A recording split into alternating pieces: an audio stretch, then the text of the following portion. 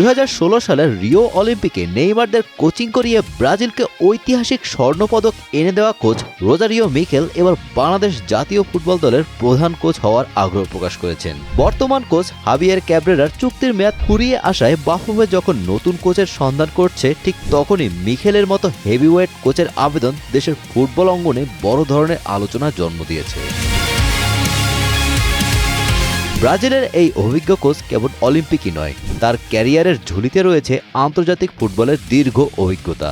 তিনি ব্রাজিলের অনূর্ধ্ব-20 ও অনূর্ধ্ব-23 দলের পাশাপাশি মিশরের বয়সভিত্তিক দলগুলোর প্রধান কোচ হিসেবে সফলতার সাথে দায়িত্ব পালন করেছেন। ক্লাব ফুটবলও তার দক্ষতা পরীক্ষিত। বিশেষ করে সৌদি আরবের শক্তিশালী ক্লাব আল হিলালের কোচ হিসেবে কাজ করার অভিজ্ঞতা তাকে এশিয়ার ফুটবলের সাথেও পরিচিত করেছে।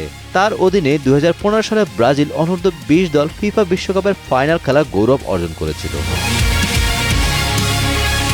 বাফুফে সূত্রে জানা গেছে, প্রধান কোচ পদের জন্য জমা পড়া শত শত আবেদনের মধ্যে মিকেলের নাম এখন সবচেয়ে বেশি আলোচনা হচ্ছে। তবে এমন হাই প্রোফাইল কোচকে নিয়োগ দেওয়ার ক্ষেত্রে বড় চ্যালেঞ্জ হয়ে দাঁড়াতে পারে বেতন ভাতা ও আনুষঙ্গিক সুযোগ সুবিধার বিষয়টি। বর্তমানে বাফুফে একটি উচ্চ পর্যায়ে টেকনিক্যাল কমিটির মাধ্যমে সেরা প্রার্থীদের সংক্ষিপ্ত তালিকা তৈরির কাজ চালিয়ে যাচ্ছে। দীর্ঘ সময় ধরে বাংলাদেশের দায়িত্বে থাকা ক্যাব্রেরার উত্তরসূরি হিসেবে মিকেলের মতো বিশ্বমানের কোচ শেষ পর্যন্ত লাল সবুজের ডাগআউটে যোগ হয় কিনা সেটি এখন দেখার বিষয়। Golam Rabbani, Times today.